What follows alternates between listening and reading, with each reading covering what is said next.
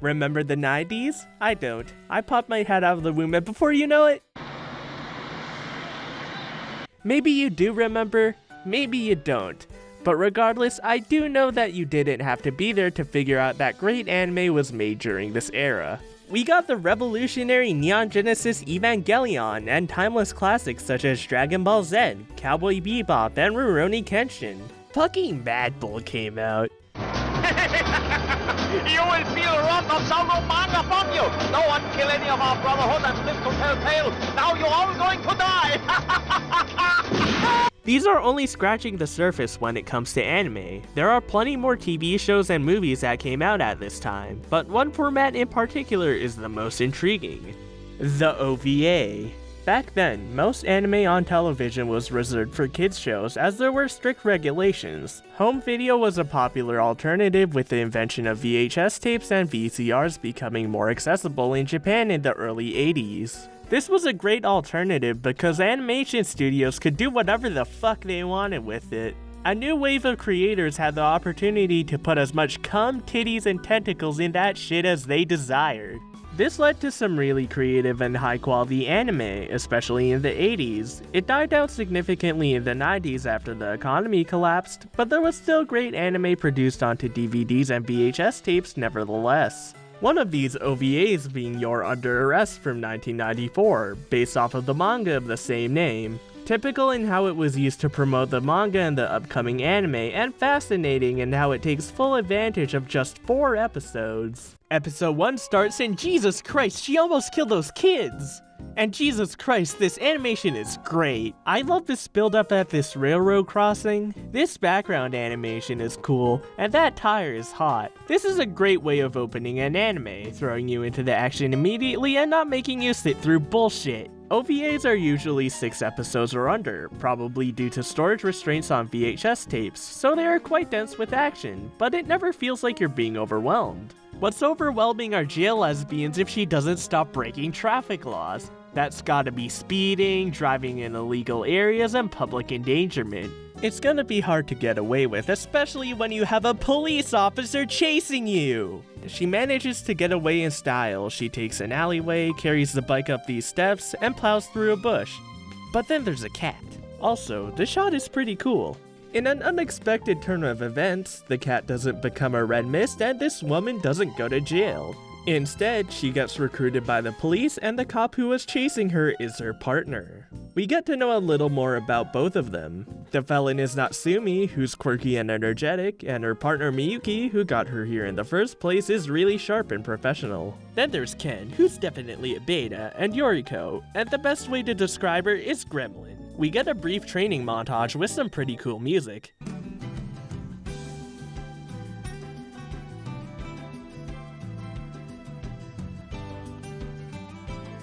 The opening is similar and both are great. I like the reverb, the prominent synths, and the thumpy drums. This type of music is prominent in both the 80s and the 90s, and not just in anime. There's plenty of music like this in TV shows and infomercials. It's good at easing you in and letting you relax as you watch the show. Time passes and Natsumi meets with Miyuki once again. While that's happening, we see Ken, put that away, bro. You're scaring people. Yoriko isn't interested, and instead she teases him. Hi. What you looking at, Ken, huh? The birds. Look, a blue-breasted honeysucker. Yeah, a blue-breasted honey with a badge on. What? What are you talking about, Yoriko? There is no way I've got the hots for Miyuki. I love her little smirk and sarcastic tone. Makes her a really fun character to watch. And despite Ken being a weirdo, his goofiness is charming. After this scene, we get some conflict. Natsumi is mad at Miyuki for doing a background check? I feel like that's required if you're going to be a police officer, and it's perfectly acceptable for Miyuki to ask her boss about it, especially if she knew that Natsumi is going to be her partner.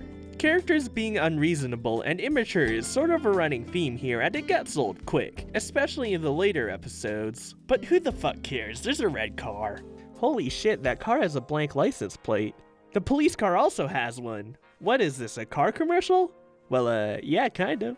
If you've been paying close attention, you can see that there's a ton of detail in the vehicles. There's a ton in general, but I'm getting ahead of myself. You can see every little detail, like the bulbs inside the warning lights, all the meters inside the vehicles, and even the windshield wipers. They even wrote the word police backwards on Ken's bike. If you didn't take driving school because you live in India, it's so that people being pulled over can see that it is indeed a cop.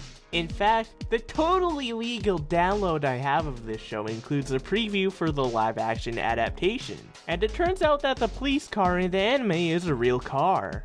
Both Ken and Natsumi's bikes are accurate to real models too. Ken's Kawasaki ZXR is okay, but it's no Goldwing. It's insane how accurate these vehicles are, and I wouldn't doubt it if all the others were real too. And the craziest thing is that they actually animated them.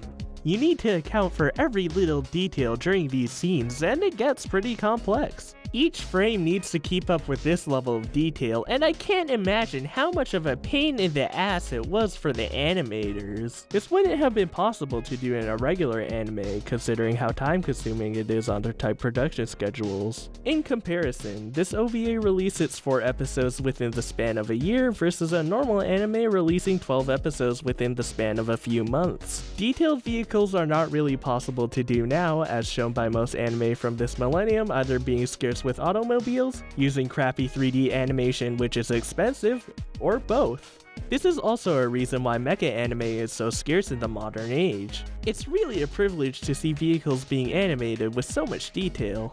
The guy drives away in his dumb era Mini and the chase begins. These cars are so detailed that they also animated the engine. This chase scene is awesome. They're going on the grass, chasing the guy through the suburbs. Natsumi jumps a wall while they try to figure out what the hell he wants from them. They go everywhere, man. I like how they're not just showing off cars and stellar animation, but also showing off the creative ways you could do a chase scene in this contemporary setting. It's one thing to have great animation, but it's much more impressive to piece it all together in an entertaining action scene. The director, Kazuhiro Furuhashi, did a really good job on directing and storyboarding this, so they eventually cut him off and...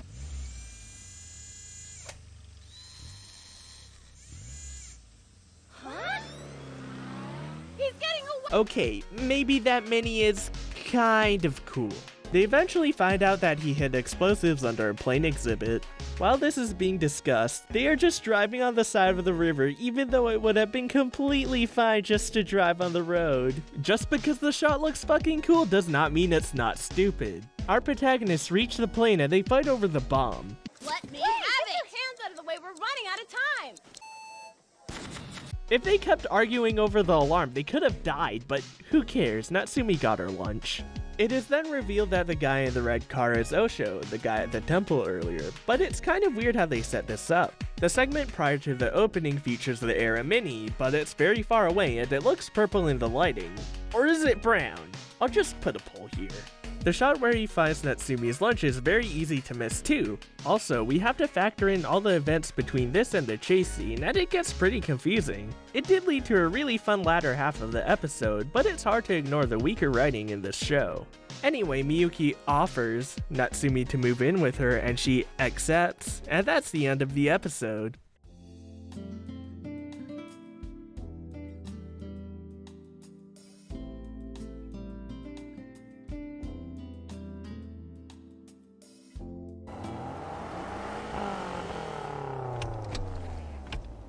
Jesus Christ! Warn me before you do that! Now I gotta pick this shit up! It then cuts to Natsumi and Miyuki on their patrol and they talk to these hoodlums that are holding something. Turns out it's a cat.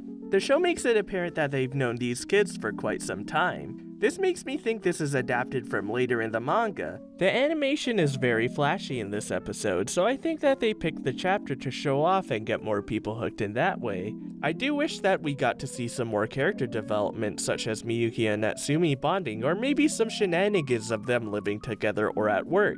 It would be better to make a fun, character-driven show rather than inevitably disappointing people when you must reduce the animation quality, considering that these OVAs are at the start of the more visually challenged TV show. It would help people stick around despite having to look at this. In the meantime, we still get to enjoy good animation when this guy almost kills these fucking kids. With this guy running around along with Natsumi, no wonder Japan has an aging population.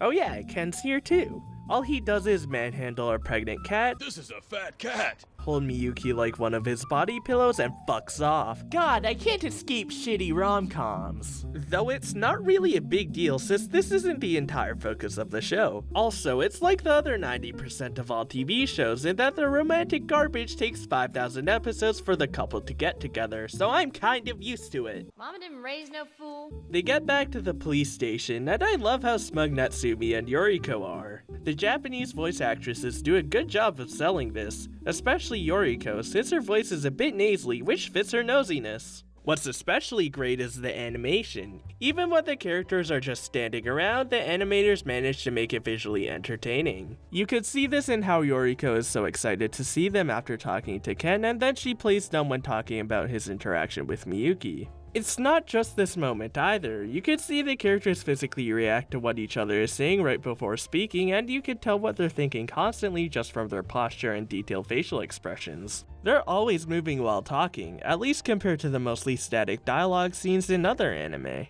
If there was a hentai animated like this, I'd come till I bleed. Most anime strictly use voice acting and writing for the characterization, however, the animation can be a powerful tool for it too. Posture, gestures, and facial expressions can tell you a lot about what a character is thinking and their personality. It adds the physical aspect of acting back into anime, and the characters feel more lively because of it. It really sucks that this is only used in big character moments rather than being a more consistent thing. I know that Western animation has mastered this for decades, and I have seen it being implemented in big budget films such as like all of Mamoru Hosoda's films and Your Name, but all of those are a few rare cases compared to the thousands of anime out there. The best anime that demonstrates how valuable character animation can be is The Melancholy of Haruhi Suzumiya. The characters are already good with how exaggerated and expressive they are with just writing and voice acting. Give them animation that reflects that, and you have the most entertaining anime characters ever. Imagine how much it helps the less interesting characters from You're Under Arrest, even when the character animation isn't as good. I get why other anime don't do this though. Action anime already consume a lot of resources just to make their action scenes, so it would be a total waste of time to put this amount of effort into the downtime. Your average slice of life / drama show producer decides to create a show in that genre because they can't afford demanding animation despite those shows potentially benefiting a lot from it. Haruhi and this show are an anomaly, especially the latter because Haruhi doesn't have many action scenes.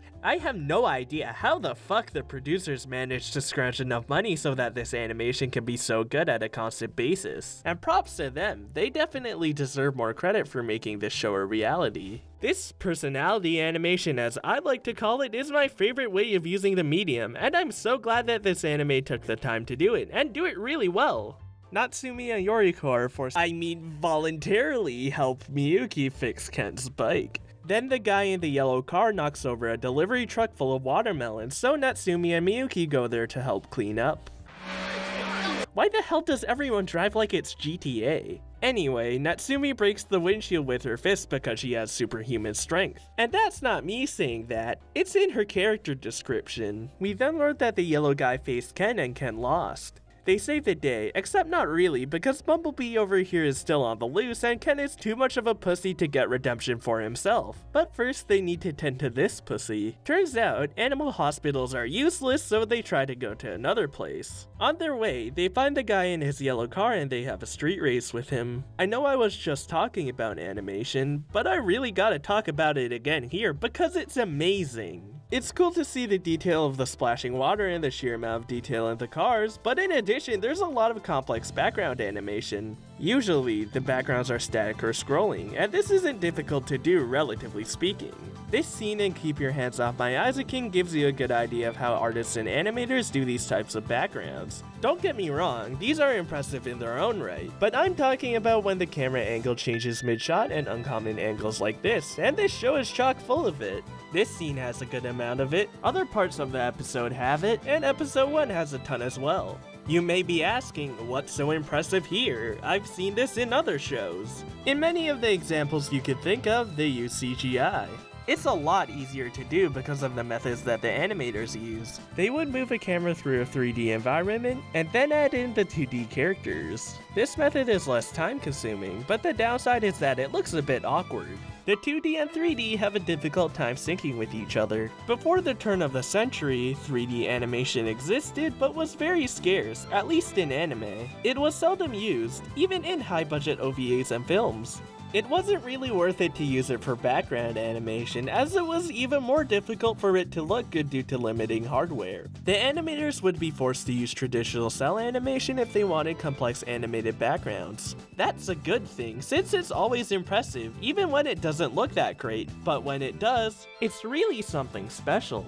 The backgrounds and characters don't look like they're from separate dimensions this way because they aren't, and it's much more pleasant to the eyes. The trade-off is that it's a lot harder. Backgrounds often have more detail than objects and characters, so it's much more work to animate those alone. Animators also have to make sure that everything in the shot is consistent with a constantly changing camera angle. What's crazy about this show is that despite all the amazing animation that it already has, they can still afford to do this, and it's definitely worth it because it's so much better with it. Your car may be good, but it's not as good as a Honda. Why are you telling me this? So we're back to the chase and Ken's here once again, finally being a fucking man for once. In the meantime, Natsumi and Miyuki find themselves at a roadblock. I love how they're constantly fiddling with their hair this episode. It's realistic, and kudos to the animators for animating individual hairs. The unnecessary amount of effort is much appreciated. Ken fucks up the guy's car and refuses to call the police because he is the police, and the cat makes it to hospital. The next day, the ladies are at the preschool with the cat who successfully gave birth. Oh no, that was retarded. That's not where the milk comes from. I don't think it's making it. Episode 3 starts and we have a nice shot of Natsumi in her bed. Unlike in my last video, I don't really have a problem with this. This anime generally isn't very sexual, and it's a breath of fresh air having very little of it. It's a nice break from the insane shit I've seen from the 80s and self-indulgent modern shows. Of course, this scene has the intention of being sexual, but they don't linger on her body too much, and this is only one of like 3 shots that are even remotely sexual. Natsumi wakes up and realizes she's late for work and the opening plays. I haven't talked about the opening yet, so I may as well talk about it here. It has everything I like on the audiovisual end. We get to see a lot of cars, trains, motorcycles, even a plane. There's a lot of impressive background animation, and the music is upbeat and warm, and the characters look like they're having a fucking blast. It's a good representation of the show, until this episode. We then get to the police station and this is the last of these scenes, okay? I promise. But you guys are roommates. Why didn't you wake her up? Are you kidding me? I've tried everything from headphone blasts to BB guns to fireworks. It's just impossible to wake that girl up. I don't know. Have you tried punching her? Maybe choking her? You're a cop. Use a real gun, pussy. Yoriko then sees that Miyuki had plans on the weekend and spreads rumors about how she may be dating a guy other than Ken. Natsumi drags him up to the roof and she hatches a plan with Yoriko to stop her. Yeah, snooze you lose, Kenny. You know what I think. Yep, I think you're gonna have to kidnap her. Yeah, sure, let's go with that. Alright, Ken, game time. Don't start undressing her too early, okay? Aw, fuck. You may have noticed that the show looks a bit different here. There's a lot less detail in the character artwork and in how they move. It's really apparent. On the left is episode 1, and you can see more individual strands of Miyuki's hair, her eyes are more defined, the proportions are better, and her chin isn't a fucking shovel. It consistently looks great in the first couple episodes, especially with the characters being so animated, so you really see the difference here. My guess to why this drastic change occurred is that some doofy producer let the animators have a little too much fun on this project on the first couple episodes. Realizing how much paper, ink, and especially time they used, he panicked in the fear of getting fired and forced them to make this stupid version. This makes me already miss the last couple episodes, even though this isn't that bad. At least the animation is still really expressive, which helps negate the problem. I like the average 90s style with its sharp features and hair that doesn't look as retarded. It really fits with the slick action shows that we got from this time. Moe didn't exist yet, so to match the tone of these more mellow moments, they use a nice cool color palette. The art in this episode still has some value to it though. Those good aspects are still there, just a bit janky. So I really shouldn't complain too hard because in comparison to the TV show, oh man, it's like comparing hentai cover art to the actual hentai. The kidnapping plot is unsuccessful, so Natsumi talks to Ken at his apartment. Ken, turn that off. He does, and he goes with Natsumi on a little road trip. You maniac, you're trying to kill me or something? Damn, I think she is. She isn't even trying to hide it this time. You could say that she was trying to avoid the kids last time, but now that we've seen her super strength, I think her last job was a bouncer at a club. Or like a hitman. With her fists! Meanwhile, Miyuki goes to a high school reunion and we get to meet this nice fellow.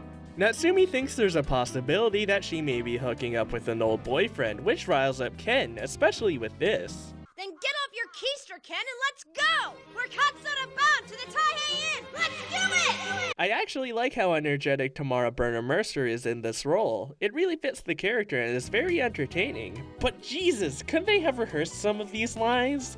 Rumors? What? I don't like oysters. What's up with this Natsumi stuff? That's Ms. Natsumi to you. What did you think it was? His bike was a serious handicap. No one could have gone up against a four-wheel drive. Hey, Miyuki, do you know where there's an animal hospital? Some of these sound like the actors just woke up, and who knows why Ken sounds like such a jock when we all know he's a massive bitch. The Japanese audio, on the other hand, well, it's just fine. Nothing noteworthy enough to talk about. What, you wanted me to say more? I'm already 20 minutes into this thing, okay? There's more pressing matters, like the leak I need to take. Wow, even in this slower paced episode, they managed to slip in some crazy animation. I guess we now know their priorities. Speaking of priorities, let's see what this guy's all about. Hey baby, here's some money. Can I have some naked pics of you? No.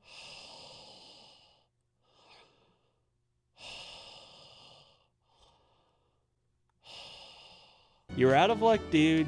Maybe she'll consider it 20 years from now. But let's be honest, she won't. After that exchange, Miyuki's classmates talk about how true love can be with someone close to you, and then it cuts to a shot of Ken. I hate subtlety too. The next day, Miyuki arrives back home only to find out that Ken and Natsumi were gone together for the night, and she's heartbroken. The next few minutes of the episode revolve around Miyuki being passive-aggressive and some more misunderstandings, and then, Natsumi talks to Ken and, this is fucking boring. Like, I get it. They blew their load too early when making these OVAs, but god, could they make this any less entertaining? We haven't had enough time with these characters to care about this love triangle bullshit, but the worst thing is that it takes itself so seriously. Everyone's just moping around as if someone knocked over Grandpa, just because Miyuki won't say why she's upset. The other characters just contemplate instead of asking her directly. It's agonizing. They should have had a tone more like the last episode, much more lighthearted. Like, maybe Yoriko could play along with her theory, leading to some wacky hijinks instead of this overdone garbage. They were having fun just before this. Don't turn this exciting show into a mopey one for such a dumb reason. Anyway, our leading ladies are on patrol, and Natsumi tries to break the tension. Miyuki. They find this guy on a bike, and Miyuki suddenly has a massive urge to give him some points.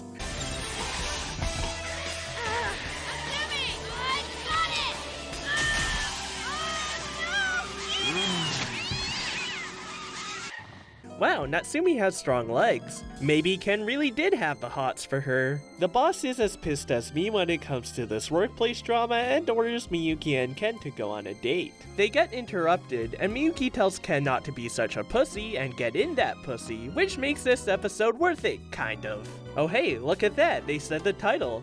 That's it, we're done with this series. Thanks for watching! Just kidding, there's another episode, and it really improves on what they were trying to do in this one.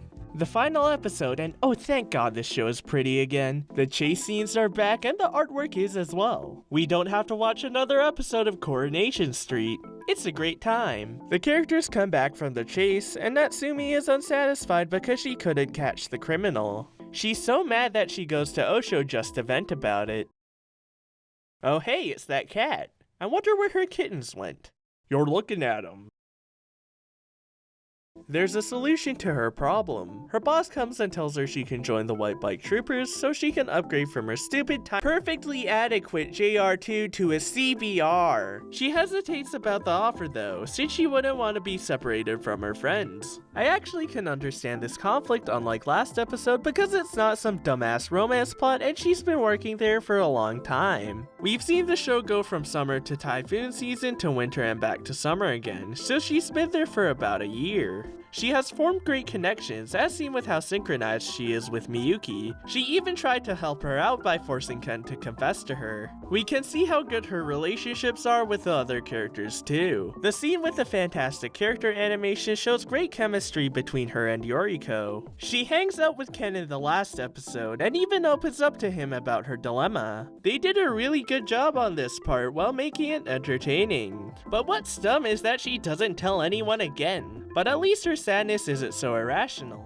I am kinda getting tired of this shit though. After that chat, we see Yoriko trying to convince Miyuki to stop Natsumi from transferring. That's too bad, because in the next scene, Natsumi has already done that. The episode unfortunately drags a bit here. Like, we get it, Natsumi's going to get into an accident with one of her colleagues and die. I'd hate to be at her funeral, but geez, you don't have to sulk about it for so long. At least we get an action scene with Yoriko and Miyuki. It's cool to see how well Miyuki and Natsumi cooperate by contrasting it with how much Yoriko sucks. I can do that! It's also great to see action scenes being reintroduced in this soap opera-esque episode. Makes it a lot less boring than the last one and breaks up the tension. Natsumi visits and Miyuki is sad because Yoriko fucking sucks. And then Natsumi tells Miyuki that she doesn't want to be in the White Bike Troopers anymore. Interestingly enough, Miyuki encourages her to keep going at it despite her feelings. And she cries. I think this is fine. It makes sense that she wants the best for her friend, and at least they don't sulk about it for too long because there's a half marathon. Woo! Anyway, the gang directs traffic and Natsumi keeps an eye on the runners. Hey, look where you're going! You might cause a massive problem.